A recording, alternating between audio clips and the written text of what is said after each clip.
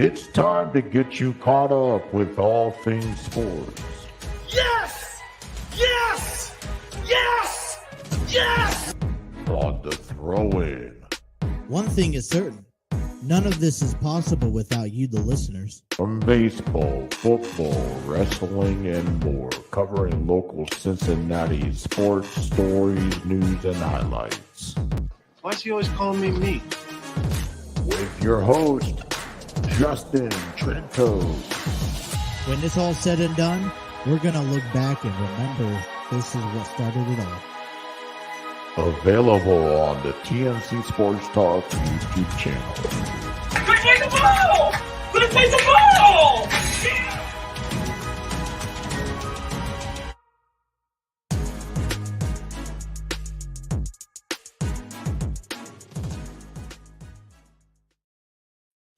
Alrighty, what is going on, everyone, and welcome back to another episode of The Throw-In. My name is Justin, and today is Monday, March 25th of 2024. No, it's been in and out for the last couple of weeks, as I could tell. I want to apologize. My wife ended up having ear surgery last Monday, so I was kind of attending to her and her needs. She's doing well. She took the little man out to do a couple of errands this afternoon, jumping on a live stream, getting back into it because of baseball season, as baseball is just going to begin in about 4 days from today, wrapping up spring training games today and tomorrow here. I don't know what the schedule is. So I know that I'm trying to get my everything all situated. I know that MLB TV is going to be provided for free customers with T-Mobile. Now, I don't know, and that's going to be available on T-Mobile Tuesday's app, which is tomorrow. So I don't know if T-Mobile if that's tomorrow, or if that's going to be next Tuesday, which would be April, I believe, the 2nd. Yeah, April 2nd. So either way, I'm planning on still, because their contract is extended past up until 2028. So I guess I'm going to have to see what happens. And I would like to try to call a game on Thursday. Around this time it's baseball season, trying to call a baseball game using, the sources that I have, giving you guys that extra type of content. That's what I really like to do. So last year I did about maybe 10 games or less. The year prior I did about 10 games also. It's going to be a bit interesting because of the schedule that I have with my two daughters right now. They're about to start softball practice this week. The youngest of the two starts tomorrow, and then the oldest, it starts on Thursday. That's going to go on for about a month before they start Saturday games. So I'm excited because, and for anyone who's listened last year, I was excited last year to get my oldest into softball. Now, my youngest went to do soccer, and she agreed to try softball this year. But she, about 2 weeks ago, well, it was last weekend actually, she ended up hurting or fracturing her right arm. Excuse me. So she has a cast on, and she's not going to be able to play for the first month. But it's nice because the coach is going to still implement some of her, keeping her involved into the sport, which is very nice. So that's what's going on. So, wishing my wife a very, very, very speedy recovery. I'm excited for baseball to come up. Not just Major League Baseball, but the softball leagues, which is another fun aspect. And we got WrestleMania less than 2 weeks away, and a lot of great things going on. So it's a different change. That's why we've been absent the last 2 weeks. Going to still work on the every other day thing now, hopefully working around the wife's schedule when she goes back to work, but she's off for this week. So be able to utilize this time Monday, Wednesday, and Friday to get podcasts in and upload is something that you guys were also maybe if you're following the channel here recently, we've been just beginning this over the weekend. It's a new project that I've been working on my channel. And if you guys are not subscribed to the TNC Sports Talk YouTube channel, I highly recommend taking your time, subscribing to the channel, and checking out all its latest videos. Just started, I grew, I guess you can consider me a gamer. By far means I'm an amateur person when it comes down to gaming. I love playing the regular season, the season progression of sports teams, things like baseball, football. I tried basketball this off season. I just couldn't get into it. When it comes down to baseball, wrestling, and football, those are the video games. If I am to buy them, they have to be brand new because I like to follow the season day by day, week by week when it comes down to baseball, football. And then I like to also put together in universe mode a wrestling program that I think, hey, if I had these wrestlers in this situation, this is what I would do with them. Just comparing to, like Monday Night Raw, SmackDown, AEW for that example. So, but those are the only 3 games that I'm like, if I'm going to get it, it has to be brand new. If not, I don't, there's no point. Basketball, I have a later dated version. If I played hockey, I don't mind playing a later season.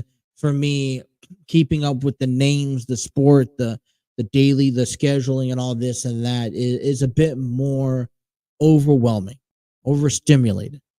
So for years, I get the new baseball game. I play spring training. I play the regular season in hopes to make it to the postseason. Now, I don't play with the exact, and normally I play with my local teams, but I don't always play with the exact roster that is given to you on the video game. I'll try to update it maybe as current as possible to the roster that I have that is alive today.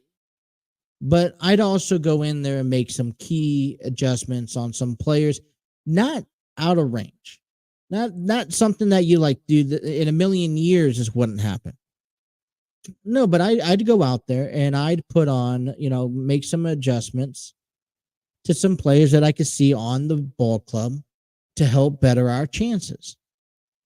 So if, you guys are following along on our YouTube page, I started up a playlist. I jumped into spring training to kind of I learned how to record off the PS4, about time. So I learned how to record off the PS4 and I was able, learn how to be able to transfer it to my laptop to do some editing, some very basic editing, something that, stuff like that cuts out in between recordings and whatnot. And then to be able to upload it on our YouTube channel. Now, for the longest time, I was like, I don't really want to mix gaming and our real conversations with one another. But as, I progressed and I was like, the one thing that I'm struggling here lately is to maintaining progress into consistency with content. I'm like, all right, if I just put up the gameplay,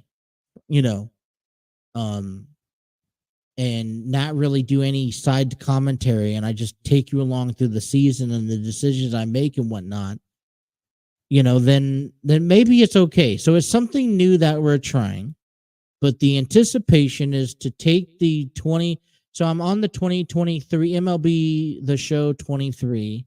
I'm wrapping up their spring training. So if you got the 23 game, was if you play the Cincinnati Reds and you go into a franchise mode and select spring training, where you would like to begin at spring training or regular season, I'm starting at spring training.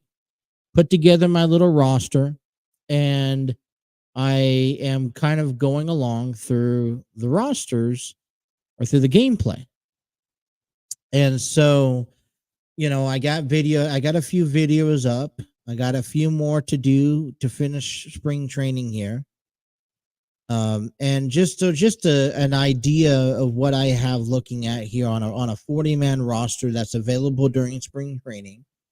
I have a lot of your normal guys: Andrew Abbott, Frankie Montas, Graham Ashcraft, Hunter Green, Nick Lodolu, Nick Martinez, Alexis Diaz, Emilio Pagan, Lucas Sim, Sam Maul, TJ Antone. I got CES, Ellie Dela Cruz, Candelario. I haven't gotten a chance to trade Barrero yet, from a guy who moved on to the Texas Rangers. We wish him luck. Josh Harrison. We have Will Benson and Jake Fraley. In addition to those, I've added guys like Logan Allen, Tyler McGill, Frankie Montas. Well, he was already included in the trade. I added Ryan Weathers to the bullpen. I also have Jorge Alfaro as a catcher. I have Josh Van Meter, Harrison Bader, and Hunter Renfroe, as long as Travis Swaggerty. If you're watching the games, you'd see them play. So these were key additions that I thought that, the Cincinnati Reds, if they really wanted to, they could make a deal work with these additions. And these additions are either going to help me utilize the max potential for injuries on the regular season, or, they're going to help me, for a trade deadline and whatnot. So I'm going to do my best in providing as much content for you guys throughout the course of the video game career. So, we talk about spring training. They have, I guess on the games I didn't play yesterday, which was home to the Mariners. Then we're home to the Padres. And then we play Cleveland tomorrow on Tuesday. And then that's it for the spring training. So there is a emphasis that I wrap up spring training before I download the new game. I don't have the new game yet. I'll get that later this week. And when I do, I am going to quickly try to go through, get all the players I need to get, jot down the new roster, and try to maybe squeeze in a game all within maybe a 48-hour period so that I'm capable of starting the season off with everybody. I'll go on and I'll play it Thursday and I'll record it, and I'll hopefully be able to post it Thursday night or Friday morning. Earlier today, you guys may have seen a spring training game. I got, if I work everything out correct, I'm supposed to play 2 today, which I got off to a late start with, took care of some other things I needed to take care of. Some Terry from Alliance Studios posted up a project for me that we'll talk about later in the program. But so I'm behind, got to play 2 quick games.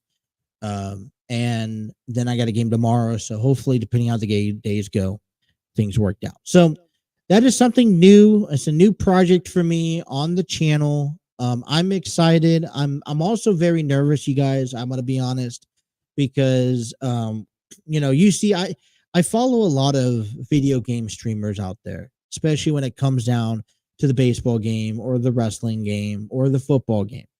And I know my content isn't the greatest content out there. I'm not providing play-by-play commentary. I'm not doing anything extra special, in editing.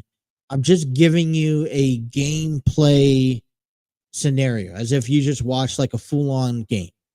And I'm just playing as a Cincinnati Reds.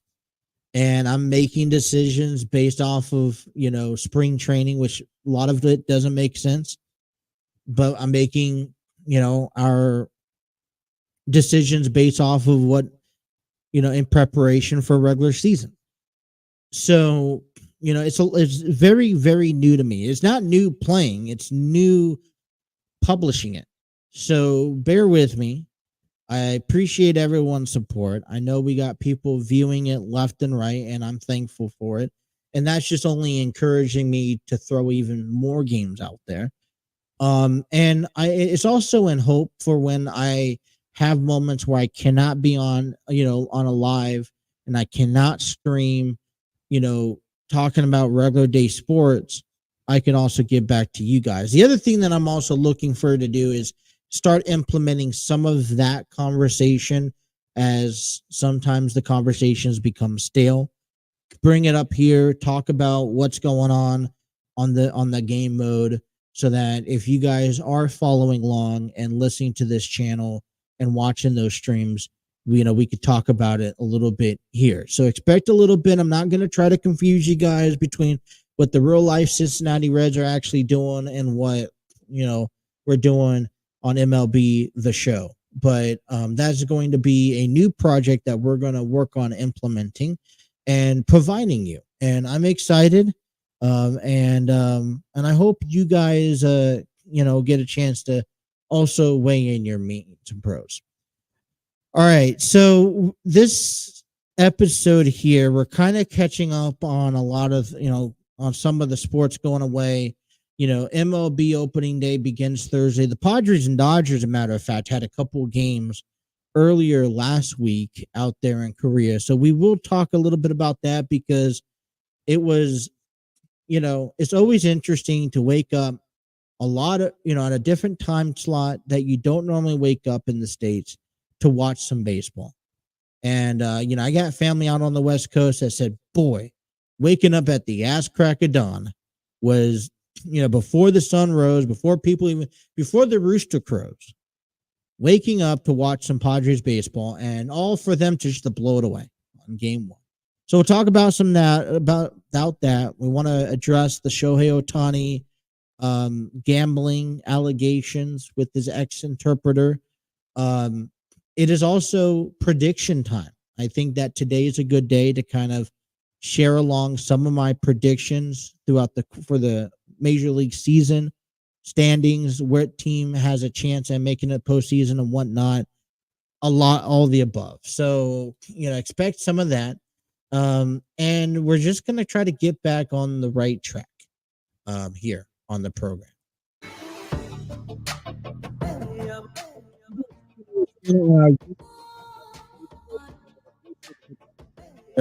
And subscribe button if you guys are following us on our audio streaming platforms. We thank you, welcome you.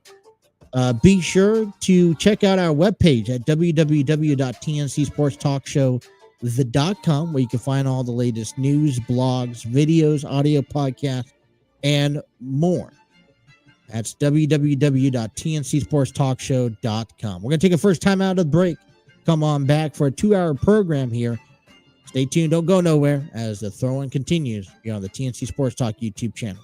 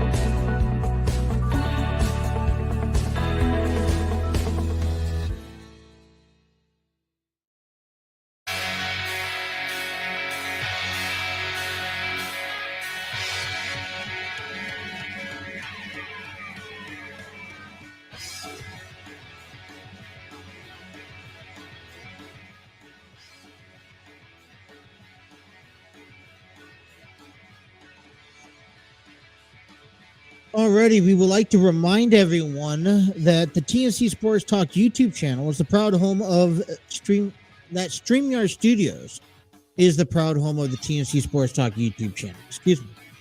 Where you can create podcasts, videos, host virtual business meetings, and even conduct interviews. Check out their free version today at StreamYard.com.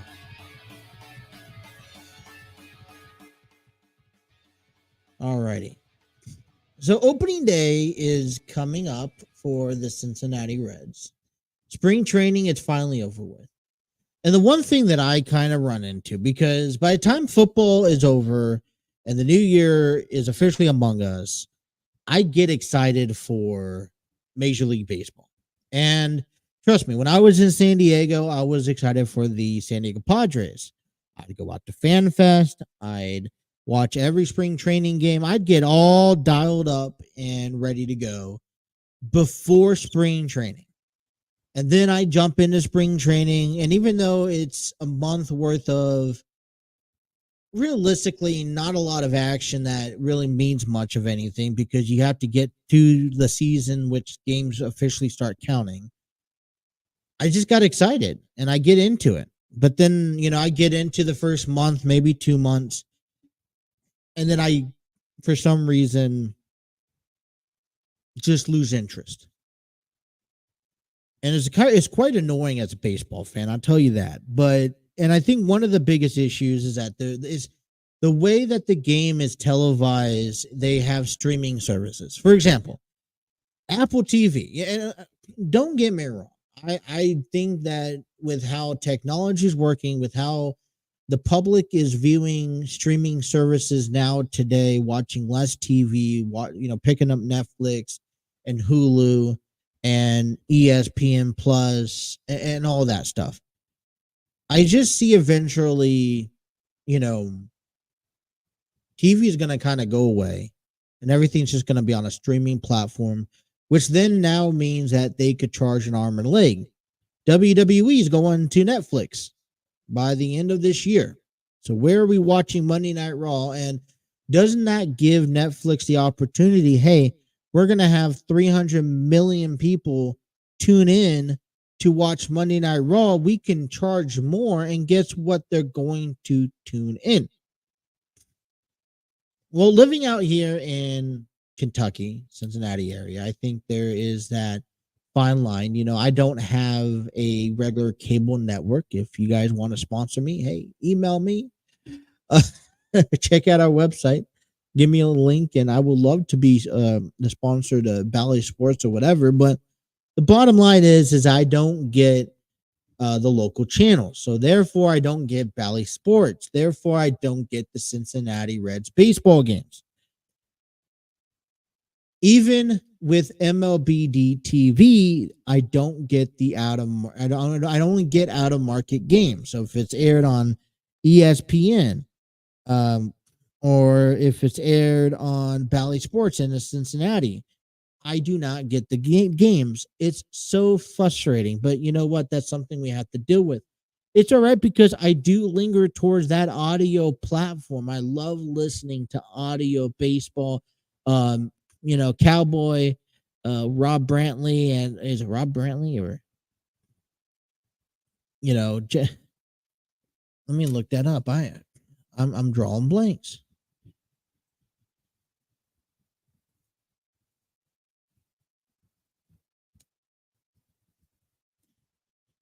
Jeff Brantley and Tommy Thrall, and I think they do such an amazing job.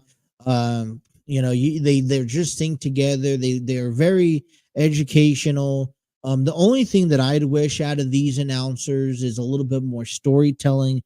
But you know what? I can't carry a tune in a bucket, so I'm not going to go rely on it.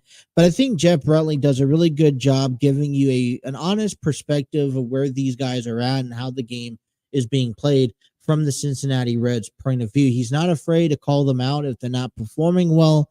And Tommy Thrall does a good play-by-play announce, and they switch off every couple innings. No disrespect to them, still doesn't beat nothing about a good San Diego broadcast. Love listening to Tony Gwynn and what's his name? Man, I'm just drawing blanks today. Let's go. It's Tony Gwynn Jr. and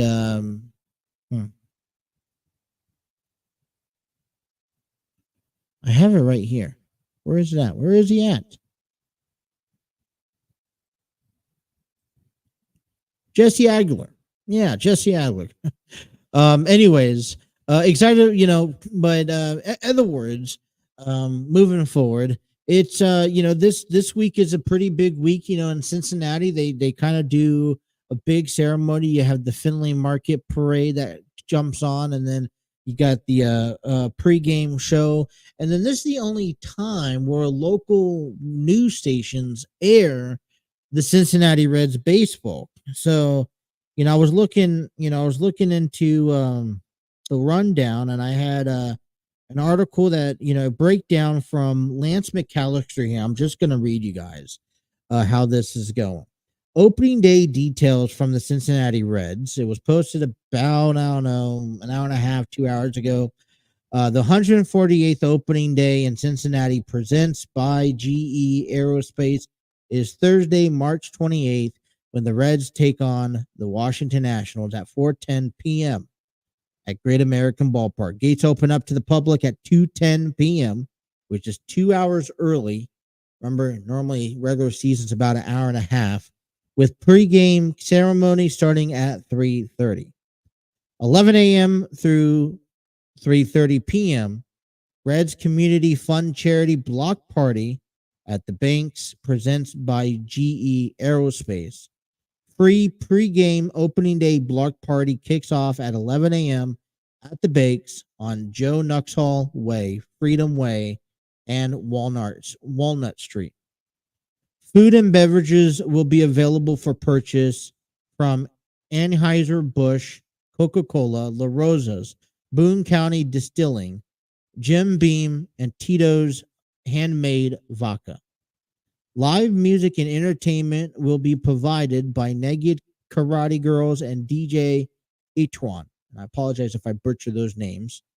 All proceeds benefits the baseball and softball outreach program of the Cincinnati Community Fund. Noon, Finley Market opening day parade. Grand Marshals, Reds great Dimitri Young and Pokey Reese will serve as the Grand Marshals for the 105th Finley Market opening day parade. 2:10 p.m. gates open to Great American Ballpark. Reds magnetic schedule.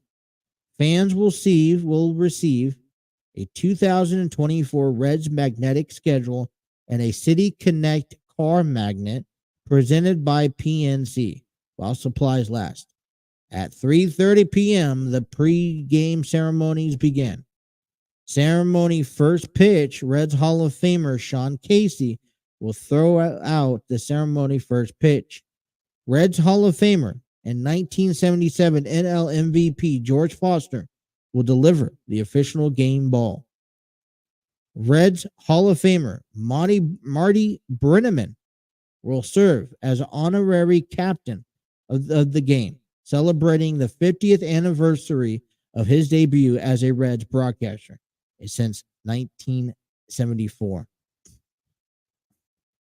Marlana Van Hoos from Denver, Kentucky, will perform the national anthem. A flyover presented by GE Aerospace. The pregame flyover will be performed by two UH-60 Blackhawk helicopters from the U.S. Army Reserve's 8-229th Assault Helicopter Battalion out of Fort Knox, Kentucky. The helicopter features GE T700 turboshaft engines, American flag, a giant 300 by 150 American flag will be unfurled during the singing of the national anthem by members of the Cincinnati firefighters and Local 48. Members of the United States Marines Corps, Navy, Coast Guard, Army, and Air Force will present colors in our traditional parade of colors.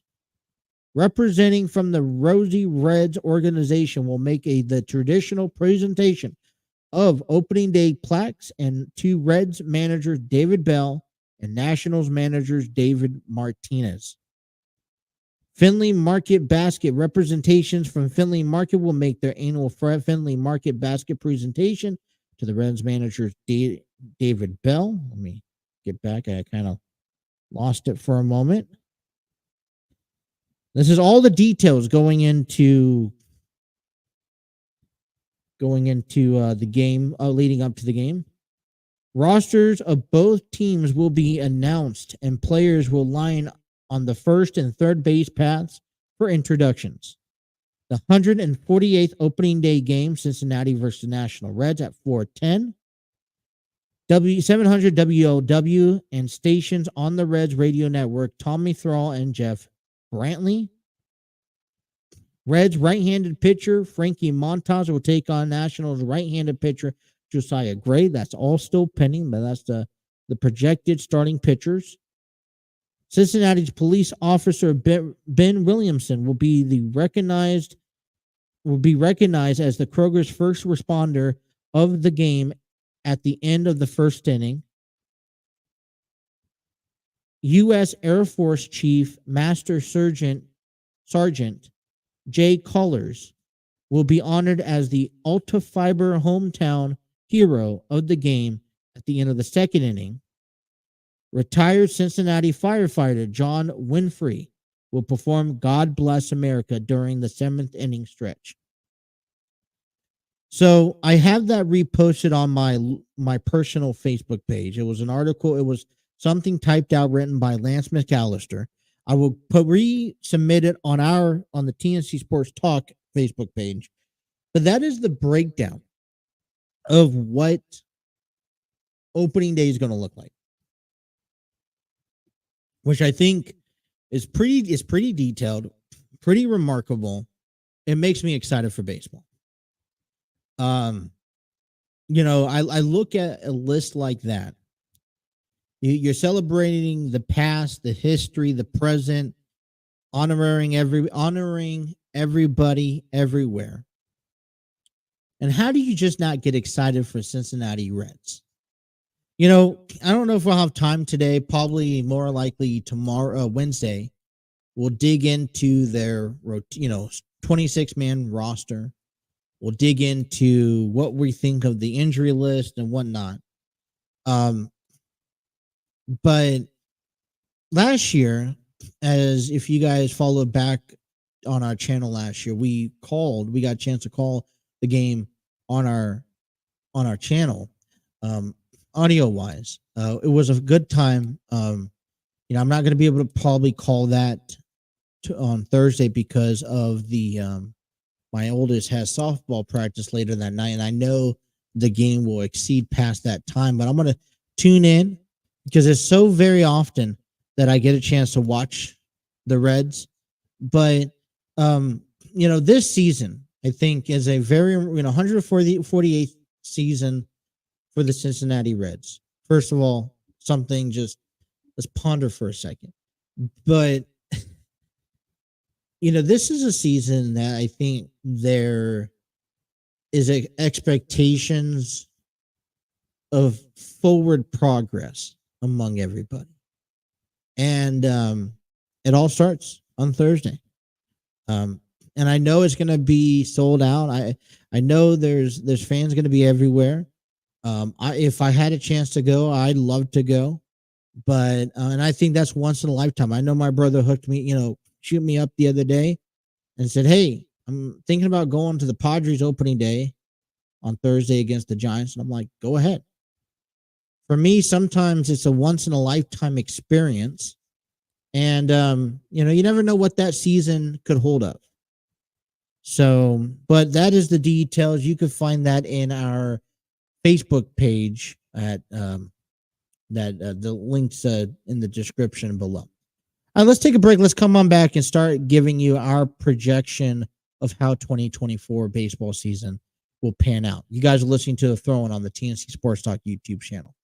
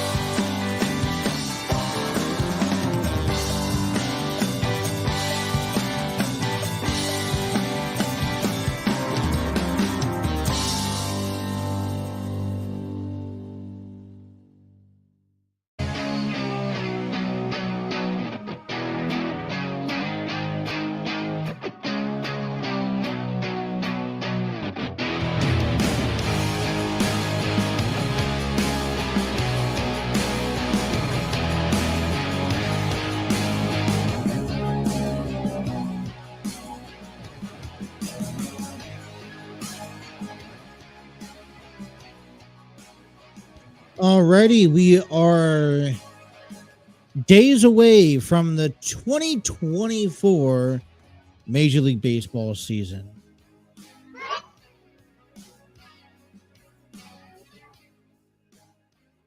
And as we take you to the bottom of the hour, I'd like to give a big shout out to Epidemic Sound. Discover your world-class artists, composers, and bands. Find the perfect soundtrack and give your social media accounts the music they deserve. Epidemic Sound is a royalty-free music link. For more information, check out epidemicsound.com.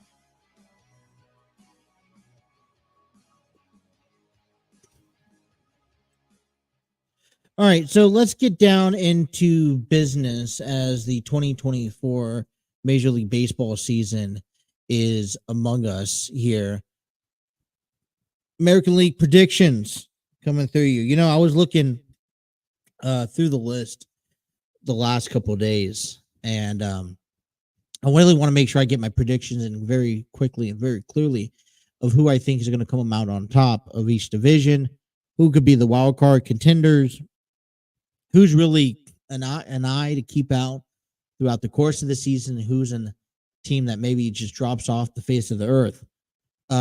A couple notable things that you got to keep in mind with here that took place over the offseason. I think the two biggest news worthies to mention is the Dodgers signing Shohei Ohtani has to be number one on top of that list. I don't think there was too much of a surprise leading into Shohei signing with the Dodgers. I know that there was other ball clubs, but we knew that he wasn't sticking with Los Angeles or with the Angels, to say. That really just throws a wrench at the NL West or any National League team. Now, I'm going to go out there on a limb and say that the Dodgers had took such a risky move that I don't know if any other ball club would be willing to take that type of risk. A lot of this is back end pay. And therefore and that's guaranteed money. So he's taking less up front, which is the reasons why the Dodgers can go out and sign a player like Teoscar Hernandez and just keep on improving their roster. But if you're the Padres, who's looking to make a run, who just lost Juan Soto, if you're the Cincinnati Reds, who's trying to gripe their way through, if you're the Atlanta Braves, who just have that all-star roster in the East, Shohei Ohtani is one of those impactful players that even if he's out of a season or two from his pitching because he had to handle Tommy John surgery, he's still such a game changer when it comes down to somebody with an at-bat. The next name that I think is probably one of the big blockbuster moves has to be Juan Soto and the New York Yankees. You already have Aaron Judge. You already have Giancarlo Stanton. Adding a Juan Soto, and I think you have one of the most dangerous concepts in dynamic trio in all of Major League Sports. Now, there's already rumors and predictions that in the American League, and specifically in New York, there's going to be some record-breaking, some competition ahead, and I'm all for it. And I can't wait to see what happens. But the one thing I want to just keep a point out is that it doesn't matter who you have on the field. It doesn't matter how good they are. It doesn't matter how much money you have in your pockets. It doesn't win you championships. Going out there as a team from the greatest player that you have on your roster to the guy down in single A trying to get his reps in, hopefully looking and praying every night that he can one day be a professional athlete. It's going to take an entire team. We've seen time and time again the Yankees with Judge and Stanton, and we've seen the Dodgers with Kershaw and Mookie Betts and Freddie Freeman, and that doesn't win you a championship. The Braves didn't win a championship last year, and they are considered one of the teams who have an all-star team put together. They're well organized. They're well put together. This is a ball club that's going to be sticking around for the next couple of years. So they have the golden opportunity to be a dynasty, but instead we saw the Texas Rangers. And if I'm not mistaken, the Texas Rangers was a wild card team last year. And they swept a wild card team last year. So we begin things off in the American League under predictions here. We kick things off in the East. And we talk about those Yankees. How can you just not at least consider the Yankees being on top this year? I think one of the key problems they're going to have is staying healthy. But you got the dynamic trio, and one of them is a designated hitter. You got Alex Verdugo in the outfield to help out. I mean, they got everything lined up. How can they not be a fan favorite this season to not only go to the World, playoffs, but to go to the World Series? So I got them winning the division, and I honestly have them having the best record in Major League Baseball this year. Now, I mean, for me, I would consider them as when the Dodgers or when the Giants just like had the crazy amount of wins, 108 wins or something like that. I just see the Yankees having fun with this season alone. Regardless if they go to the World Series or win, they're just going to have fun throughout the season, win a bunch of games. And when you go into New York or New York comes out to your city, just like they're heading out to Cincinnati here in a few months, it's going to be such a fun but terrifying, nail-biting series. But I got New York winning the division. Baltimore, for me, comes in second as a wild card spot.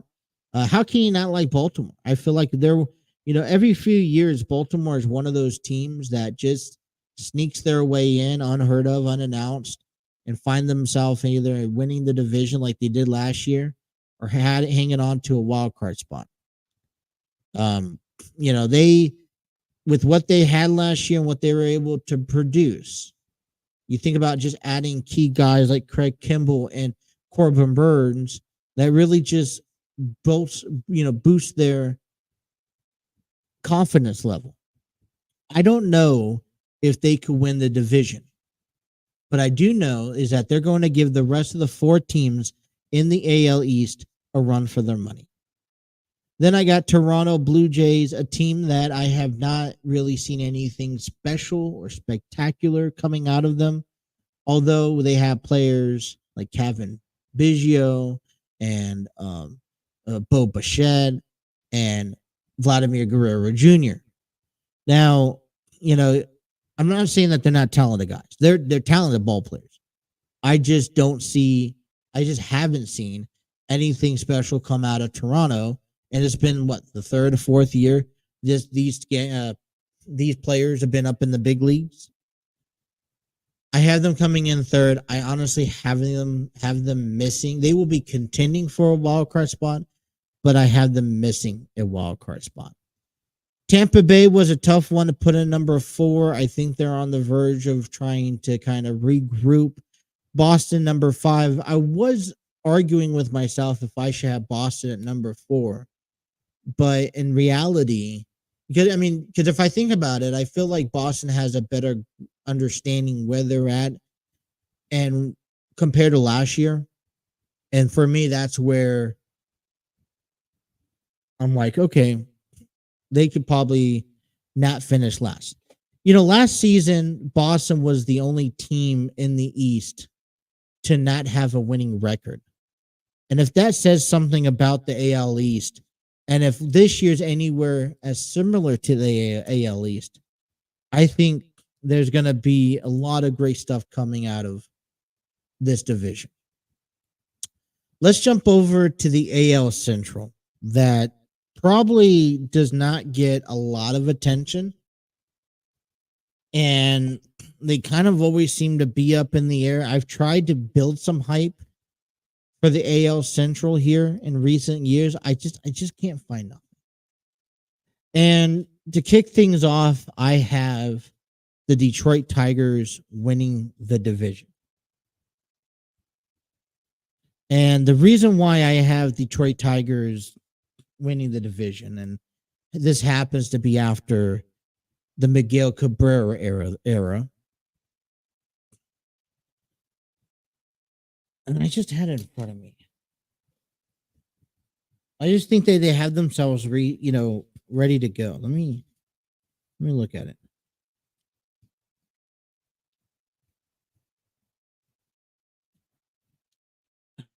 All right. They don't have the greatest ball club in the world, but I think they've had some really key rivals. Guys like Jack Flaherty, Andrew Chafin, Kenta Maeda, Mark Canha, Shelby Miller. These are all guys that could help produce. And I think that the AL Central, when you talk about being anybody's ball game, it's truly anybody's ball game. I mean, coming up with the Kansas City Royals to be maybe in the second spot. I mean, you just signed Bobby Witt Jr. You got, this was a team that, with Salvador Perez. I mean, you have Seth, Michael Walker, Seth Lugo, Jordan Lyles. You picked up Will Smith as a closer this year. I know this is more of a bold prediction. And then I throw in the Minnesota Twins, who I think need to contend. You got Carrera, you picked up you got Polanco, but they just really haven't had such a big offseason. As a matter of fact, they lost a lot of players. They lost the Joey Gallo and the Dallas Keuchel, the Michael A. Taylor, that could help elevate and get them over to a postseason spot. The Guardians, I wouldn't be surprised to see the Guardians contend again, but I feel like they're kind of short on their season. Nothing's really changed a whole lot. I mean, they picked up Austin Hedges, Ben Lively, Scott Barlow, but they did lose, Christian Bethancourt, Cal Quantrill, Lucas Giolito, Cole Calhoun. So the Cleveland Guardians coming in at number 4. Coming at number 5, I have the Chicago White Sox. And I think for me, the White Sox are ready. This was a team that I was actually very disappointed in because it was one among 3 names that I remember them talking about at the end of 2019 before the pandemic about, hey, expecting to be a postseason run next year. The pandemic hits, and they had it was a one and done deal. And I thought that what they had was something a little bit more impressive for years to come. You're looking. I go scroll to their lineup here, and they're kind of leveled out. Andrew Benintendi, Yohan Mercado, Matt Stassi. They picked up a couple good people, Maldonado, Paul DeJong, Nick Lopez.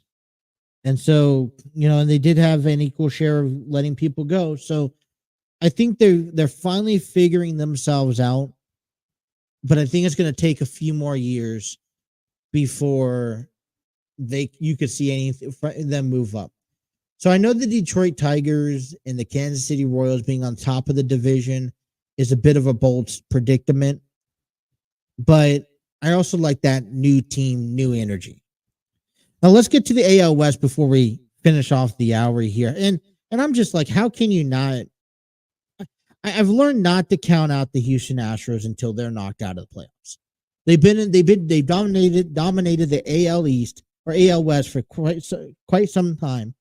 And although the trajectory has them placed number 3rd and Justin Verlander's hurt, they've always just seemed to bounce back. They didn't let the scandal get to them a couple years back. I know they still get a lot of heat on that, but for Houston, they just keep letting it roll and they keep proving to people that they are a good team with that without a scandal.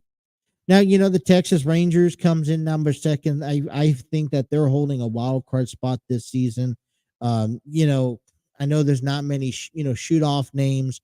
Seattle, another wild card spot this season. When you have a little taste, they're just so close.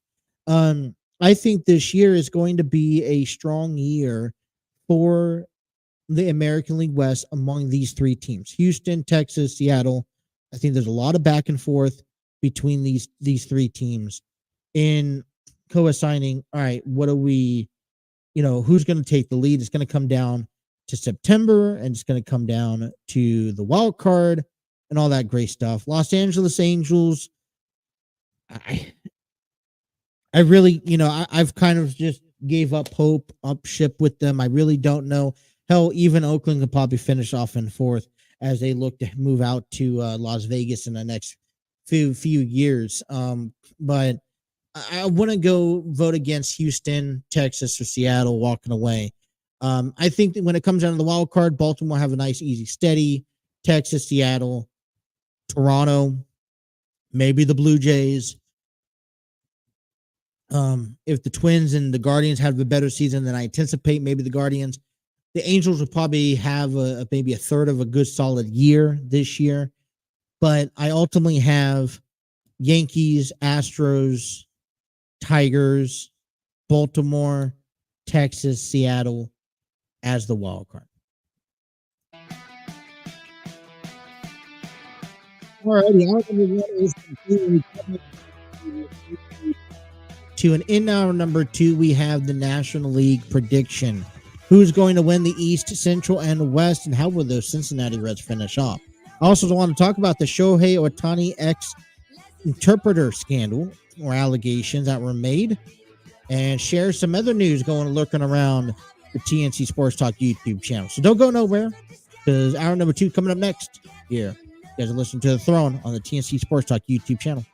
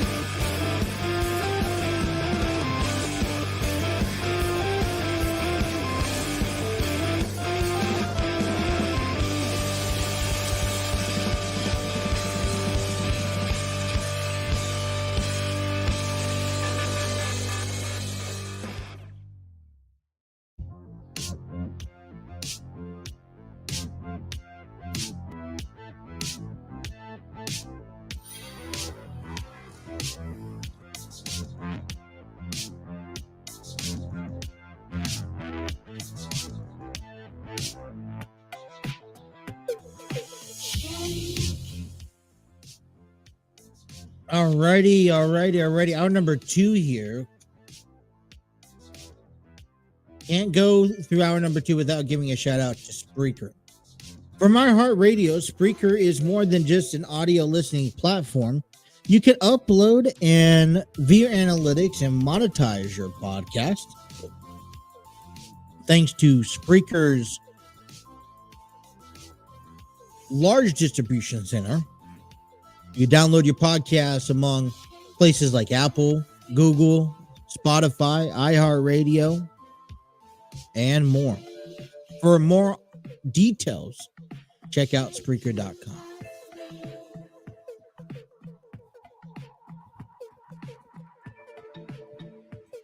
I would like to go ahead and also invite you out to our webpage. I know things have been up in the air, but if you guys check out our webpage at www.tncsportstalkshow.com, you guys can check all the latest videos, blogs, articles, merchandise table, audio platforms, our social media pages. All of that is uploaded on our website by heading on over to www.tncsportstalkshow.com. Excuse me, gosh.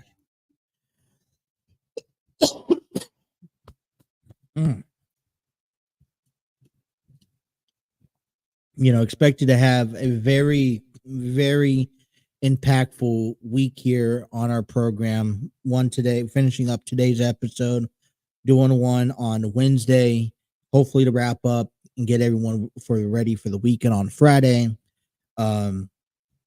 If you guys joined us at the beginning of the hour, you guys know that I'm working on a new project to just be consistent with publishing content. I'm going to step outside my comfort zone here on this channel and post video game content. And this one is going to be the Cincinnati Reds franchise mode series for spring training of 23 and the regular season of 24 through MLB The Show. I got a total of 3 more spring training games to complete. And then I'll download the new content, get my roster set up. And I'm thinking on Wednesday, as we talk about the Cincinnati Reds roster, what we like and don't like heading into that season, I'll probably go ahead and share with you the roster that I have, with the roster that, it's a combination of what the 24 roster gives me and some of the altercations that I adjusted to. So make sure you tune into that to follow through and just keep an eye out for all new episodes. I know I had one posted earlier this morning. Hopefully I can get another game in at some point today so I could get it posted by tomorrow.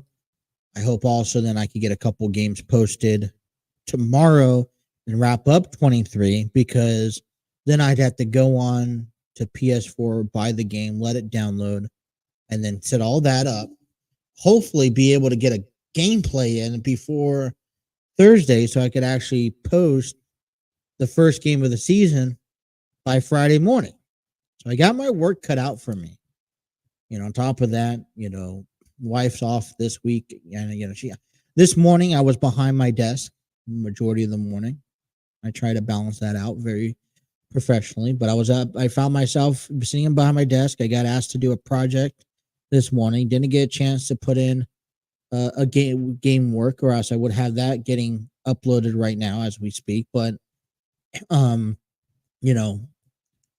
then enjoy some breakfast. She's out with the son, little one, where the girls come home from school. It's nice outside. If it's as nice as it says it's supposed to be, I'm going to go try to play some catch with my kids if I can.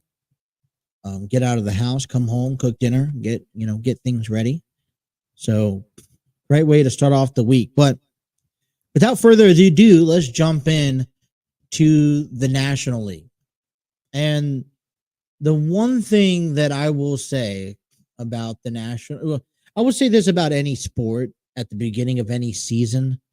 is that this does create, hey, it's no matter how good of a roster you have, no matter how good someone says you are or not supposed to be, anything could possibly happen. I mean, last year we saw the Pittsburgh Pirates make a run in April, May, and we thought that they're going to the playoffs, no doubt about it. And then we see the Cincinnati Reds kind of start creeping back, and Pittsburgh kind of fell off the map, and the Padres were expected to be very good, but then the Dodgers D-backs find themselves in the wild card, going to the World Series. If you told me last year, right, that the Diamondbacks was going to the World Series, I don't care if they won or lost, but that the Diamondbacks were going to the World Series, I would have called you bluffed. I would have laughed at you. I'm going to say you're crazy. You got the Dodgers, you got the Padres, hell, you even got the Giants before I picked the D-backs.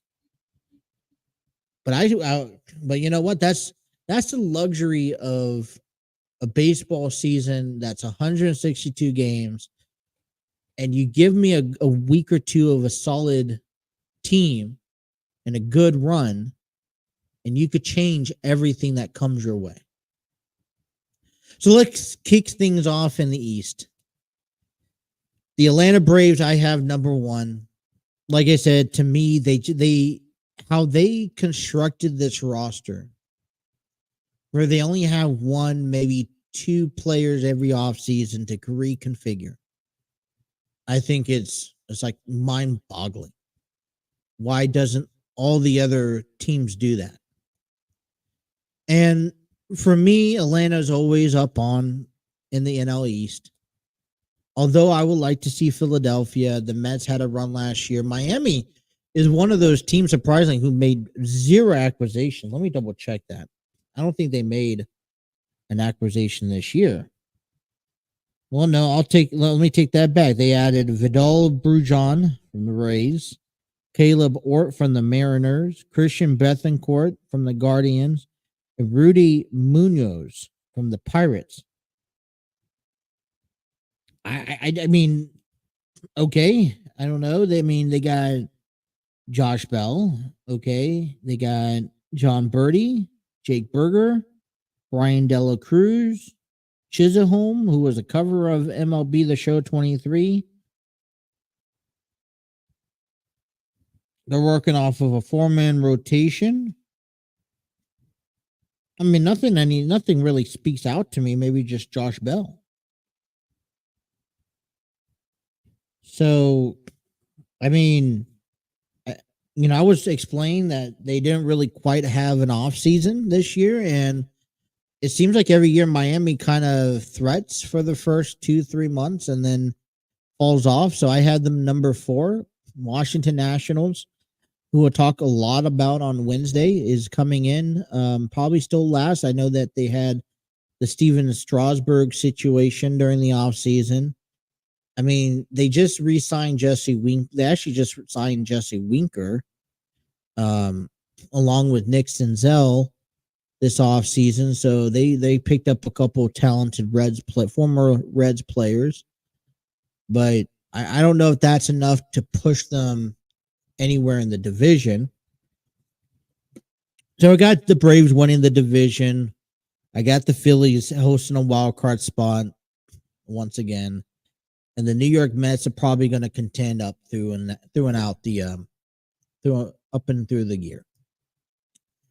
In the NL Central, and this is not a biased opinion, I got the Cincinnati Reds winning the division. I don't have any team coming out of the wild card spot. I think I would arguably say that Milwaukee.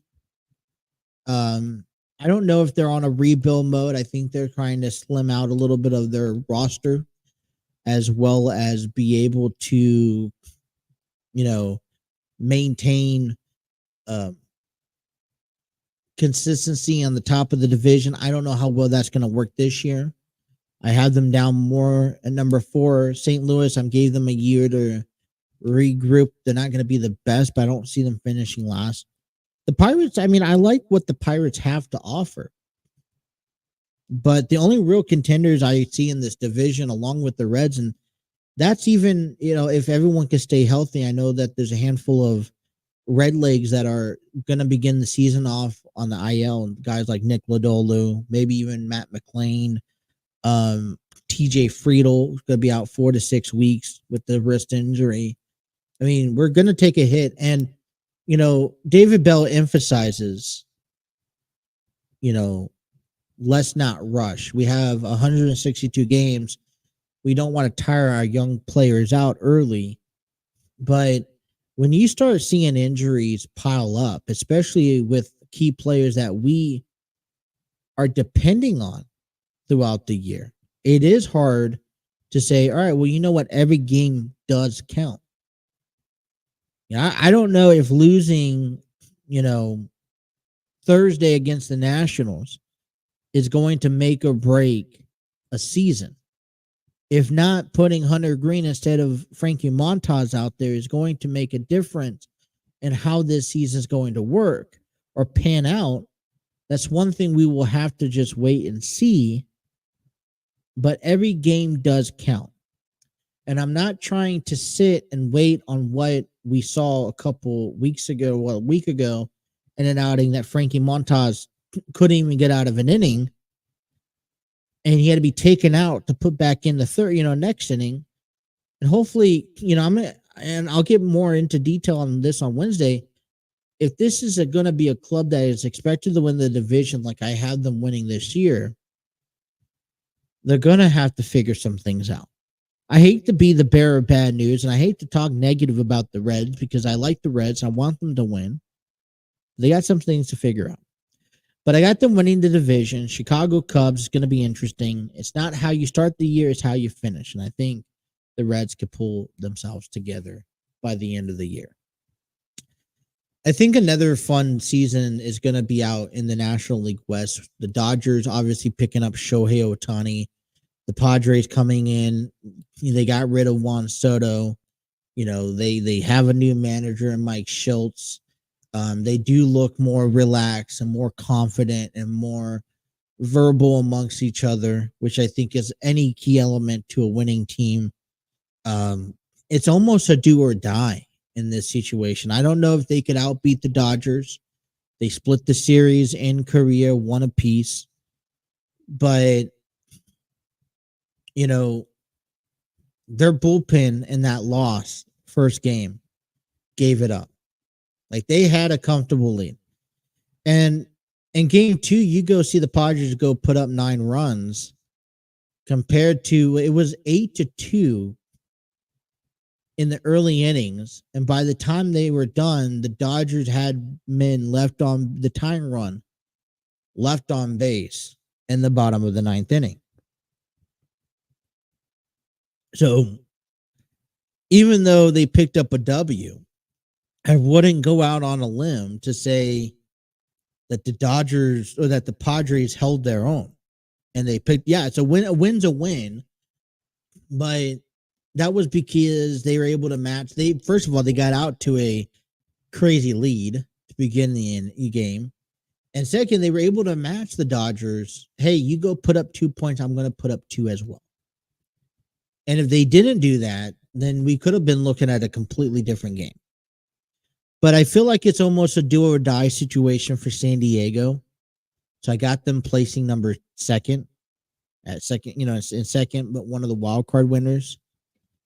Arizona, I think, is also returning. I think this is going to be a battle with Arizona, Chicago, San Francisco, and even New York in this sense, maybe Milwaukee. But the wild card is going to be interesting this year. I think Arizona is going to walk away. I don't think they go back to the World Series. San Francisco has a true light also. So I wouldn't be surprised if San Francisco is sitting up in third or second this year. Colorado still in last place.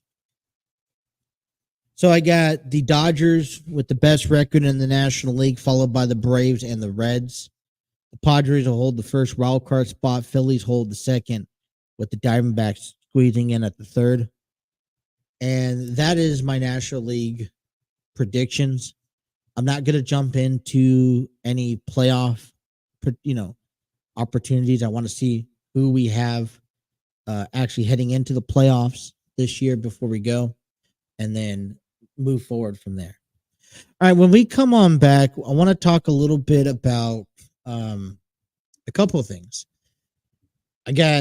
I joined a March Madness bracket tournament this year. First time I've ever joined a March Madness bracket, just for fun. I'm not doing too bad. I'm not doing too good. So I'll explain more on what's going on when we come on back. I do want to discuss Shohei Ohtani's on X gambling, X interpreter gambling allegations. And then we are approaching WrestleMania, and WrestleMania matches are confining. But tonight on Raw, CM Punk is expected to return to his hometown to Chicago. I'm going to give you my thoughts on Bray Wyatt's documentary, which I think is appropriate. And then I also want to share to you a idea that I talked to briefly to Steve Barber this morning or last night or something like that about a new dynamic we can possibly view, or a suggestion we can see for the WWE Hall of Fame down the road. So that is still explained to you coming up next. You guys are listening to The Throne on the TNC Sports Talk YouTube channel.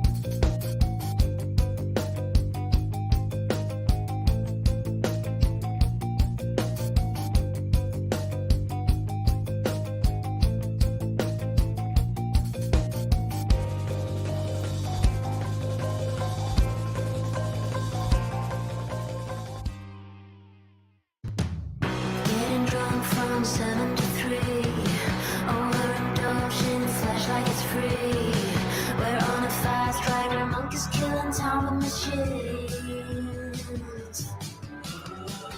Figure out that we don't even feel. You don't even notice if it's hard or it's me. But somewhere deep it's cutting like a knife, so you just kill it with that one. All of a sudden you are free. All righty, March Madness is one of the best times of the year. Getting to pick and choose who you think will win out of 62 games, all the way down to the wire. And I've never been a part of a March Madness tournament before. I've always looked at options and this and that and whatnot, but I've never actually took part of it. I guess I just don't like my odds. But Steve Barber from Armchair Booking Wrestling Podcast, he invited me out. He said, "Hey, I'm putting together just this fun, friendly, fun gameplay of the March Madness bracket," and he's like, "Hey, you could join." And I've never done it, so I've done it. I did it, and pick my team. I was gonna have the computer pick, but I was like, you know what? That's gonna take the fun out of everything. So I'm just gonna go down and pick. I haven't really been invested into looking too much into each and every team, and so I kind of just when I went over the list, I was just kind of like, all right, who do I really like? Who do I recognize from the past having a lot of success? Because in basketball, in March Madness, college basketball specifically, anything could possibly happen, and if it's possible, it's going to happen for sure. So, I went down my list and I selected teams like UConn, San Diego State. I selected even BYU, who came up short. UNC, Michigan State. Just kind of going through the list here. Alabama. I guess I had Clemson. I had Houston and Marquette, and then I also had Gonzaga taking on Kansas. I had Kansas winning, but Gonzaga won instead. I'm like, man, do I really underestimate Gonzaga? So, anyways, the standing here, I was just going to share a little bit with you guys here. Steve, who says, hey, you have good days, you have bad days. It's a 9-team bracket, a 9-person bracket. Steve's leading currently as of today, as of right now, as we speak. He has 46 points. I don't understand. Don't try to explain to me how these points work, how the max works. And all I know is he has 34 correct. I come down the list and I'm at number 7. Got 40 points, 136 max with 30 wins. I take a look at my bracket. I got the East. I'm all suited for. I'm still completely 100% in. I've lost 3 out of all the games in that East bracket. In the South bracket, I lost a total of 6 games. I'm still all the way in, given the people that I have. So I need Houston to win, and I need North Carolina State to win. They're facing, I need Houston to win. I need Marquette to win. They play later on this week. And then on the West, I need UNC beating Alabama, and I need Arizona beating on Clemson. In the West, I've only lost 3. I'm still in. I'm up to any game in UNC in the West. UNC and Alabama, so that's the one that I need. In the East, I need UConn to beat San Diego State, and I need Illinois to beat Iowa State. And then in the Midwest, that's the only conference I'm out because I had Kansas winning it. They lost to Gonzaga 89-68. Man, humiliation faction. And then Colorado State, who lost in the first round, that I had them going. So I'm out of the Midwest, which makes me out of one side of the Final Four because, well, it has me on Houston and Kansas. That was the Final Four, and I had Kansas winning. So, in order to, I need UNC to kind of pull through. And the Final Four, I have UNC taking on UConn. So we'll see how the turnouts goes. It's been so far so good. I really enjoyed it for the most part. If I knew I was going to be in a bracket this year, I'd probably pay a little bit more attention. Otherwise, if I participate next year, which if Steve is kind enough to offer me another spot, then I'd probably do a little bit more due diligence, homework, trying to pick out legitimate teams. And I've also learned, hey, Gonzaga, I don't care if you're good or bad, anything could happen, right? It's March Madness. So it will carry me over for the next couple of weeks, kind of distracting my mind as baseball season gets under, continues. But we have some serious conversations to happen. We talked about the Padres and the Dodgers last week having a 2-game series in Korea. They played they altered home and away for both of those games. And one of the things that came out of the Korea series was some betting allegations because there was a transaction made out of Shohei Ohtani's personal bank account into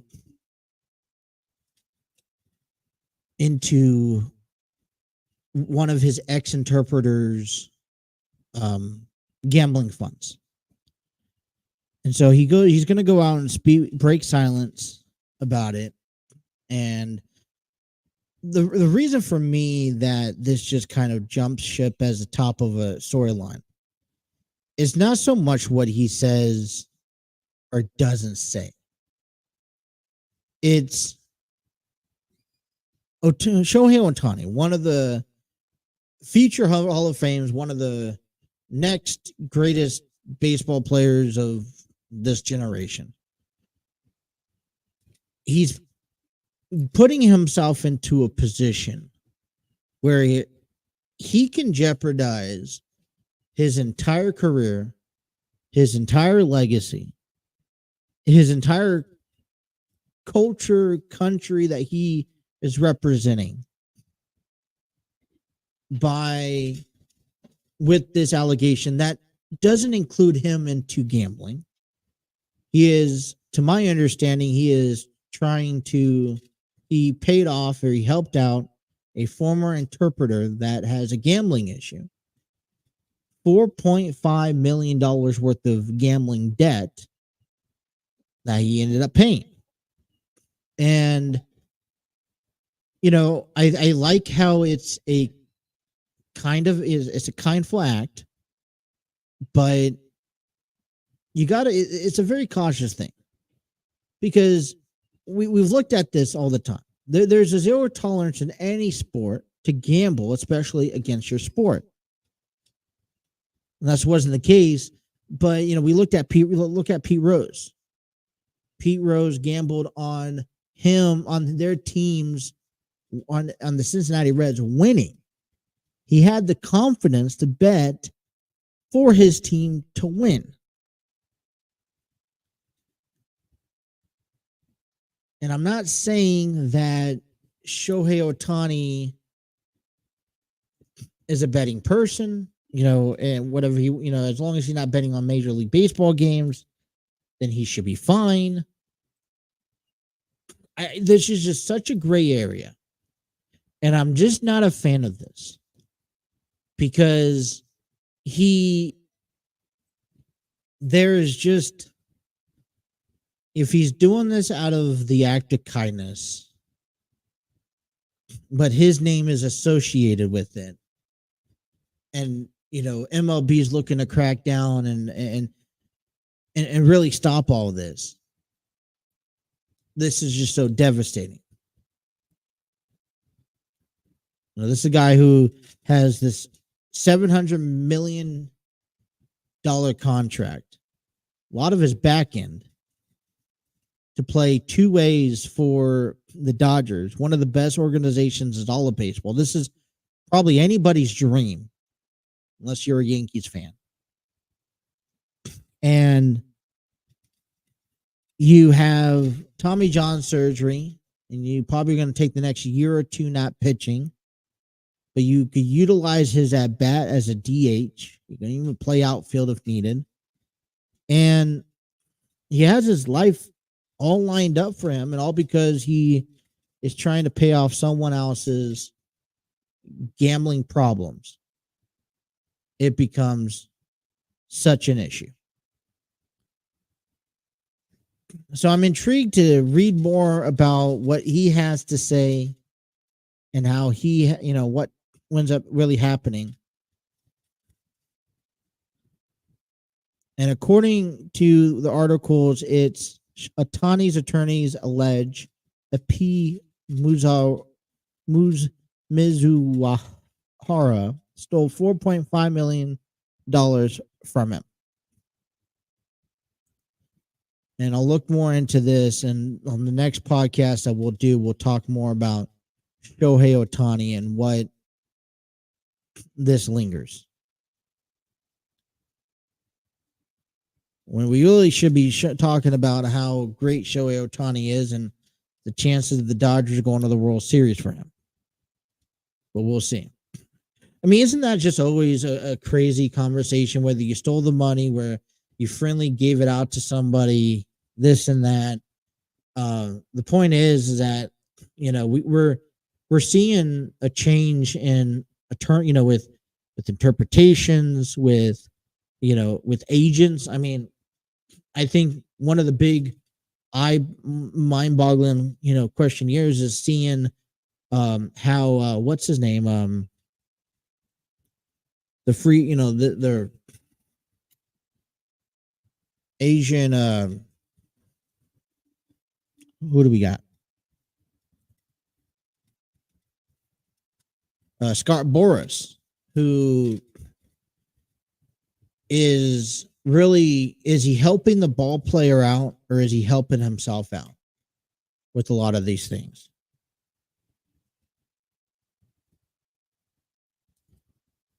I mean, so look at this. Scott Boras has about 175 clients. Anywhere from Pete Alonso, Shamanaya, Jose Altuve, Cody Bellinger, which was one of this off-season's incidents, Blake Snell, I think, Dylan Cease, who just got traded over to San Diego not too long ago, Steven Strasburg, Juan Soto. I mean, he's familiar, Jonathan India, who we've also had, arbitration deals with. And you just wonder with an agent like Scott Boras, and listen, he's a businessman. You're going to do what businessmen want to do. If however could put his money in his pockets, but at the same time, make players earn or get what they've earned. And you've seen players have to sit out up through free agency, up through spring training before they sign with the team. And it puts them on a backtrack to be where they need to be. Yeah, there was a conversation a couple weeks ago that was, if you got to change if you got a chance to change the dynamic of how offseason worked in Major League, would you do it? I would. I had this window between the winter meetings and in December, or even the first month of the new year, where free agent was the only thing that was allowed. You could do trades. You could trade. You could pick up prospects during the winter meetings, and then whatever free agents are signed between the 1st of January to the end of January, that's the team they're going to be with. And if there's a deadline period, and free agents wouldn't be available to sign, or teams wouldn't be able to sign free agents until the beginning of the season. Just so that, because players want to know where their home's going to be so that they have February to go move and put their family where they need to be. So that was a whole other subject going on. But anyways, as more breaks down, we'll talk more. When we come on back, I want to talk to you about Bray Wyatt's documentary coming out, and possible new idea for WWE Hall of Fame concept that I talked with Steve Barber recently, and it didn't seem too bad to bring it up and bring to the table. So we'll talk about that coming up next. You guys are listening to The Phone on the TNC Sports Talk YouTube channel.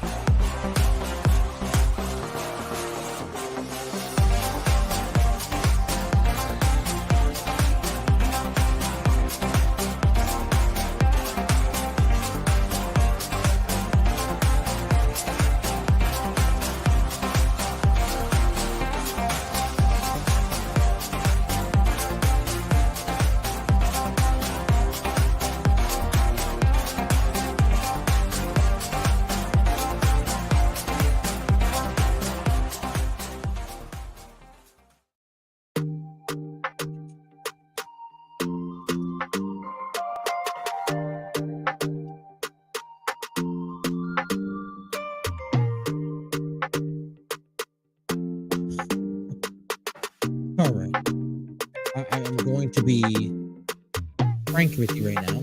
I was about to maybe shit my pants. My laptop screen went black for a moment. I thought I lost everything. Well, welcome on back here to the program, bottom of the hour here. I hope everything's good. Let me double check. That gave me an ultimate scare. I don't know what happened, but we're all good now. Very windy outside. All right. So before we get into talking about our last final subject here, people may know that I have been in communications through last year's progress and everything and whatnot through Enlightened Studios. So I want to just give it out. If you guys live in the northern Kentucky or Cincinnati area, be sure to you guys are looking to volunteer at festivals this year. Enlightened Studios sign up and volunteers at so many festivals throughout the course of 2024 in the Cincinnati area. They are looking for people to volunteer this year. If you guys are interested, head on over to email the information on their screen. That is, let me just pop it up appropriately. You could email or contact Rachel or Sandra. They are having a mandatory volunteer training to go over new and existing policies. One is going to be on March 29th, which is this Friday, and then next Saturday, April 6th, snacks and drinks will be provided. You got to have these mandatory trainings just so that, hey, everybody's up to date. So you guys are having yourself a good time, as well as giving away the proper information and whatnot, all the details below. So contacts are listed below. Pause the screen, all that fun stuff. If you guys are looking at volunteer this year at some festivals and all that fun stuff. Anyways, all right. This is what I want to jump down to. So I talked with Steve earlier. I want to say it was this morning or last night. I brought up the idea, and just hear me out. I know on the screen, it's a new idea for a WWE Hall of Fame concept. And I know Triple H is trying to respectfully revive what the Hall of Fame once was, right? And I think we can mostly agree. Hall of Fame, there's a category, there's a fine line of what you do to earn yourself a ticket into the Hall of Fame. And we've seen over the last 10, 15, 20 years, more courageous, just random people just be tossed in, even non-wrestlers. And for me, unless they really make an impact and to help change the industry or, entertain that time frame, then that's when I'm like, all right, then they deserve to be in. I mean, Snoop Dogg has had a good role in to help contribute to WWE. I strongly believe that Motorhead, Jim Johnson, who's created WWE music for so long, deserves to be in. Motorhead, who's created Triple H's theme song for so long, should be in. So, there are exceptions.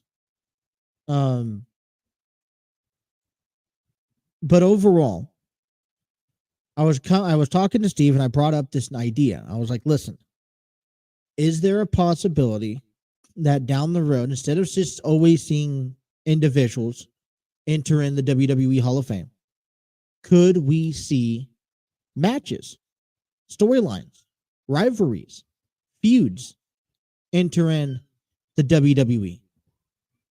And to me, it's a legitimate question, because you go back in time, you go back in history, and you start pointing out feuds like Austin and The Rock. You point out feuds like Hogan and Andre the Giant. And aren't those worthy enough? Hall of Fame worthy enough because they've changed the industry? The Brother of Destruction, the Undertaker and Kane feud that lasted nearly 2 decades or well over a decade. That's worthy enough to me to fit in to a Hall of Fame, worthy enough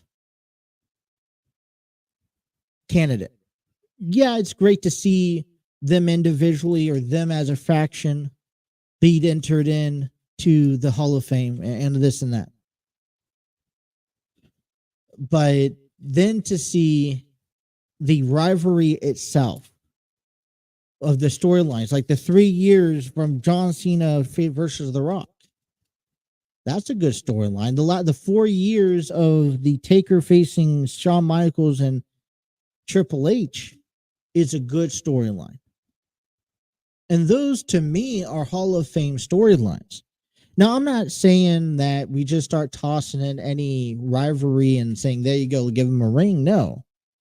I mean, but at the same time, if you threw in a rivalry every 3, 5, or 5 years or so, saying, hey, we're going to recognize this rivalry because this is what this rivalry changed this industry this way moving forward, then I think that's worth being recognized overall. And so, we bring this up, and and like I said, it's just a new concept. It's not something that I don't expect to happen, but I think it'd be cool to, you see WWE legends or WWE rivalries on TV, and they go into detail of how it changed, people, how it changed fans, how it changed wrestling alone. And I'm just looking at what is there, if there's any rivalry or any storyline to be told, what is that rivalry, that deserves to be in the Hall of Fame of its own? What rivalry is that? And I think, like I said, Hogan and Andre or Piper or stuff like that. All right. Want to also just bring up here, Bray Wyatt's documentary will be aired next week during WrestleMania week. I know that there was rumors and conversations about Bray Wyatt possibly being in the WWE Hall of Fame, and I think that's appreciative, and I accept that.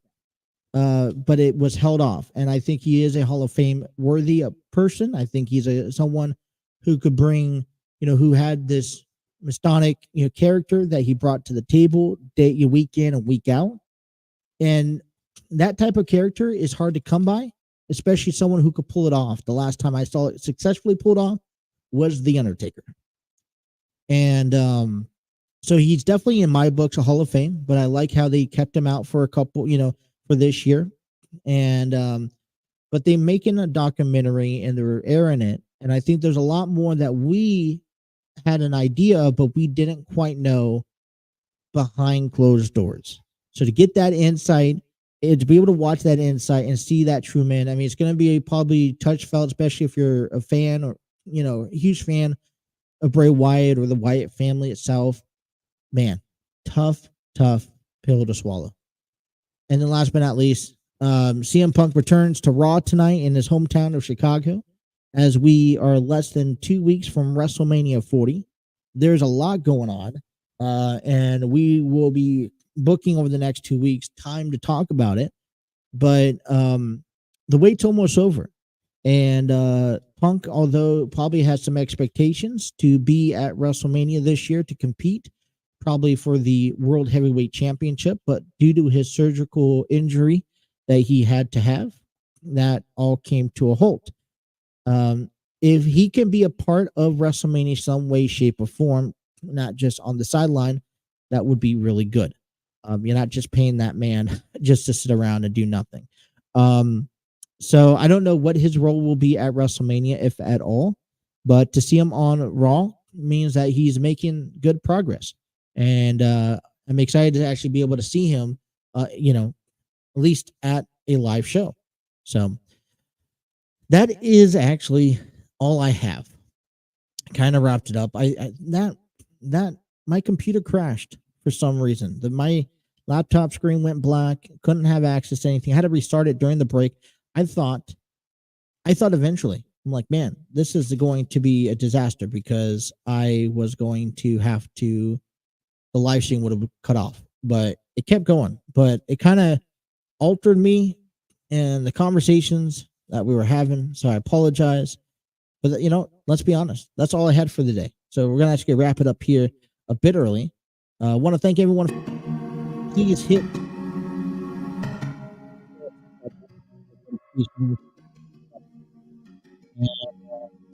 Check out our website at www.tncsportstalkshow.com. That is www.tncsportstalkshow.com for more information, all your blogs, videos, audios, webpage, social medias, anything like that.